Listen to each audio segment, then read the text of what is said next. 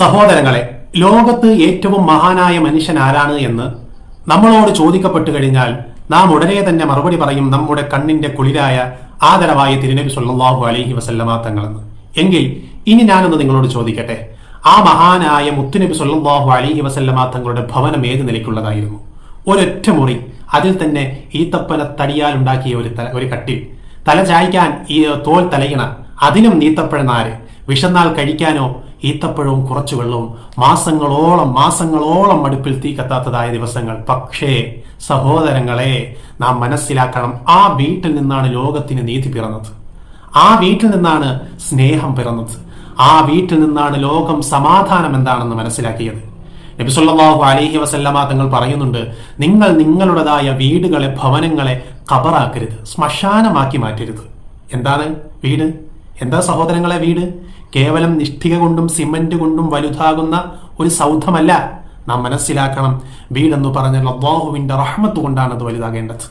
പക്ഷേ ഇന്ന് നാം ചെയ്യുന്നത് എന്താ?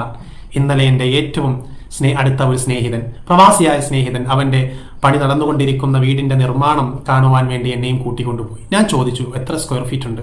അവൻ പറഞ്ഞു 3000 സ്ക്വയർ ഫീറ്റ് ഉണ്ട്. ഞാൻ മൊത്തത്തിലൊന്ന് നോക്കി മനസ്സിലാക്കി. പ്രിയമുള്ള സഹോദരങ്ങളെ, 4 പേര് മാത്രം താമസിക്കപ്പെടുന്ന ഒരു വീട്ടിൽ എൻ്റെ മനസ്സിൽ വന്നൊരു ചോദ്യമാണ്, ഈ 3000 സ്ക്വയർ ഫീറ്റിൽ ഈ 4 പേര് എവിടെയൊക്കെ കിടന്നുറങ്ങും? സത്യത്തിൽ വീട് പണിയുന്നതിന് മുമ്പ് നമ്മളെല്ലാവരും പറയും, എനിക്കെന്തിനാണ് ഇത്ര വലുത്? വീട് പണിയുന്നതിന് മുമ്പ് നാം ഒക്കെ നമ്മുടെ മനസ്സിൽ പറയും, എന്തിനാ ഇത്ര വലുത്? പക്ഷേ പ്ലാൻ വരുമ്പോൾ ഹാളിന് 2 അടി കൂടി വേണം, മുകളിൽ ഒരു മിനി ഹാള് വേണം, അതിഥികൾക്ക് പ്രത്യേകമായി കൊണ്ട് റൂം വേണം. 5 കൊല്ലം കഴിഞ്ഞ് 99% ആളുകളും പറയുന്ന വാക്ക് ഒന്നേ ഉള്ളൂ, മിനികളെ ഇത്ര വലുതാക്കേണ്ടതില്ലായിരുന്നു. ഈ വീട് പണി കഴിഞ്ഞ് കയറി താമസം കഴിഞ്ഞ് 5 വർഷം കഴിഞ്ഞാൽ ആളുകൾ പറയുന്നത് 99% ആളുകൾ. എന്താ കാരണം? ഒന്ന്, പെൺമക്കളെ കെട്ടിച്ചയക്കും, ആൺമക്കൾ ആ സമയമാകുമ്പോൾ അവർക്ക് വേറെ വീട് വെച്ച് അവരും മാറും. അവസാനം അവശേഷിക്കുന്നതോ ഈ 2 പേർ. 3000 സ്ക്വയർ ഫീറ്റിന്റെ ഒരു മൂലയിൽ ഒരു ഭാഗത്ത് വീണാൽ പോലും മറ്റൊരാൾ അറിയില്ല, കഴുകി തുടയ്ക്കാൻ ആളില്ല. 3000 സ്ക്വയർ ഫീറ്റിൽ ആ സാധുക്കൾക്ക് അതിന് സാധിക്കുന്നില്ല. സഹോദരങ്ങളെ, വീട് വേണ്ട എന്നല്ല പറയുന്നത്. മഴ കൊള്ളാതെ സന്തോഷത്തോടുകൂടി സമാധാനത്തോടുകൂടി അന്തി ഉറങ്ങുന്നതിന് നമുക്ക് വീട് അത്യന്താപേക്ഷിതം തന്നെയാണ്.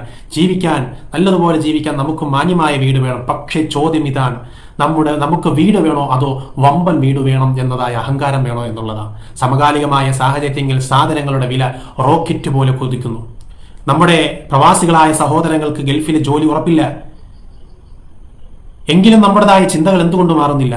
നബി സല്ലല്ലാഹു അലൈഹി വസല്ലമ തങ്ങളുടെ വീട് ചെറുതായിരുന്നു, പക്ഷേ മനസ്സിലാക്കണം, അവിടെയാണ് ജിബ്രീൽ അലൈഹിസ്സലാം ഇറങ്ങിയത്. നമ്മുടെ വീട് വലുതാണ്, അവിടെ സമാധാനം എന്തുകൊണ്ട് ഇറങ്ങുന്നില്ല? അപ്പോൾ വീട് പണിയുന്നതിന് മുമ്പ് 3 ചോദ്യം സ്വന്തമായിട്ട് തന്നെ ചോദിക്കണം. ഞാനും നിങ്ങളും ഇനി വീട് പണിയാൻ ഉദ്ദേശിക്കുന്നവരാണെങ്കിൽ, ഒന്ന്, എൻ്റെ കുടുംബത്തിന് യഥാർത്ഥത്തിൽ എത്ര റൂം വേണം? എൻ്റെ കുടുംബത്തിന് എത്ര റൂം വേണം? 30 കൊല്ലം കഴിഞ്ഞ് ആരിതിൽ താമസിക്കും? മൂന്നാമത്തത്, ഞാൻ ലോൺ എടുത്താണ്, ഞാൻ പലിശക്കെടുത്താണ് ഈ സൗധം തെക്കുന്നതെങ്കിൽ ഇതിൻ്റെ ഭാരം എൻ്റെ മക്കൾ ഏൽക്കണോ? വലിയ വീട് വേണ്ടേ സഹോദരങ്ങളെ? വലിയ മനസ്സ് മതി, വലിയ മനസ്സുള്ള വീട് മതി നമുക്ക്. സ്നേഹമുള്ള 4 ചുമരുകൾ മതി. അതിൽ റഹ്മത്തുണ്ടെങ്കിൽ 480, 500, 600 സ്ക്വയർ ഫീറ്റും സ്വർഗമാണ്. അല്ലാഹു സുബ്ഹാനഹു വ തആല നമ്മുടെ വീടുകളിൽ ബറക്കത്ത് നൽകി അനുഗ്രഹിക്കട്ടെ. ആമീൻ യാ റബ്ബൽ ആലമീൻ.